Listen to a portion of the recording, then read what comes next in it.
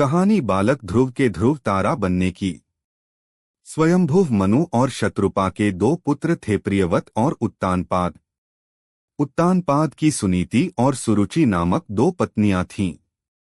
राजा उत्तानपाद को सुनीति से ध्रुव और सुरुचि से उत्तम नामक दो पुत्र उत्पन्न हुए। यद्यपि सुनीति बड़ी रानी थी, परंतु उत्तानपाद का प्रेम सुरुचि के प्रति अधिक था।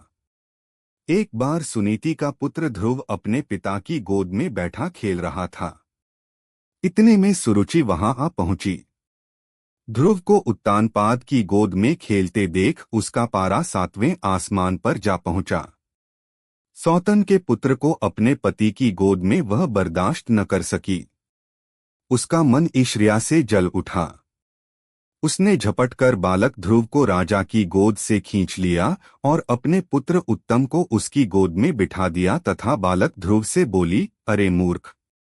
राजा की गोद में वही बालक बैठ सकता है जो मेरी कोख से उत्पन्न हुआ हो। तू मेरी कोख से उत्पन्न नहीं हुआ है, इसलिए तुझे इनकी गोद में या राजसिंहासन पर बैठने का कोई अधिकार नहीं है। 5 वर्ष के ध्रुव को अपनी सौतेली मां के व्यवहार पर क्रोध आया। वह भागते हुए अपनी मां सुनीति के पास आए तथा सारी बात बताई। सुनीति बोली, बेटा, तेरी सौतेली माता सुरुचि से अधिक प्रेम के कारण तुम्हारे पिता हम लोगों से दूर हो गए हैं। तुम भगवान को अपना सहारा बनाओ। माता के वचन सुनकर ध्रुव को कुछ ज्ञान उत्पन्न हुआ और वह भगवान की भक्ति करने के लिए पिता के घर को छोड़कर चल पड़े। मार्ग में उनकी भेंट देवर्षि नारद से हुई। देवर्षि ने बालक ध्रुव को समझाया, किंतु ध्रुव नहीं माना। नारद ने उसके दृढ़ संकल्प को देखते हुए ध्रुव को मंत्र की दीक्षा दी। इसके बाद देवर्षि राजा उत्तानपाद के पास गए। राजा उत्तानपाद को ध्रुव के चले जाने से बड़ा पछतावा हो रहा था। देवर्षि नारद को वहां पाकर उन्होंने उनका सत्कार किया। देवश ने राजा को ढांढस बंधाया कि भगवान उनके रक्षक हैं। भविष्य में वह अपने यश को संपूर्ण पृथ्वी पर फैलाएंगे। उनके प्रभाव से आपकी कीर्ति इस संसार में फैलेगी।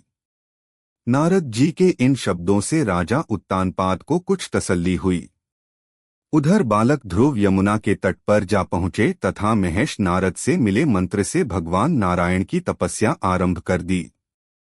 तपस्या करते हुए ध्रुव को अनेक प्रकार की समस्याएं आईं, परंतु वह अपने संकल्प पर अडिग रहे। उनका मनोबल विचलित नहीं हुआ। उनके तप का तेज तीनों लोकों में फैलने लगा। ओम नमो भगवते वासुदेवाय की ध्वनि वैकुंठ में भी गूंज उठी। तब भगवान नारायण भी योग निद्रा से उठ बैठे।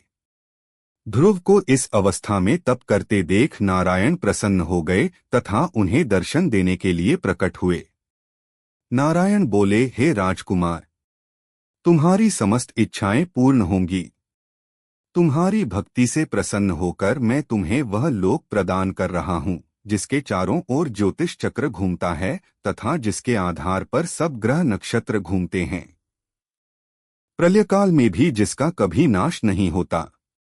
सप्तऋषि भी नक्षत्रों के साथ जिसकी प्रदक्षिणा करते हैं।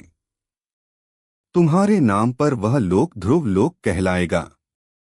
इस लोक में 36 सहस्र वर्ष तक तुम पृथ्वी पर शासन करोगे। समस्त प्रकार के सर्वोत्तम ऐश्वर्य भोग कर अंत समय में तुम मेरे लोक को प्राप्त करोगे।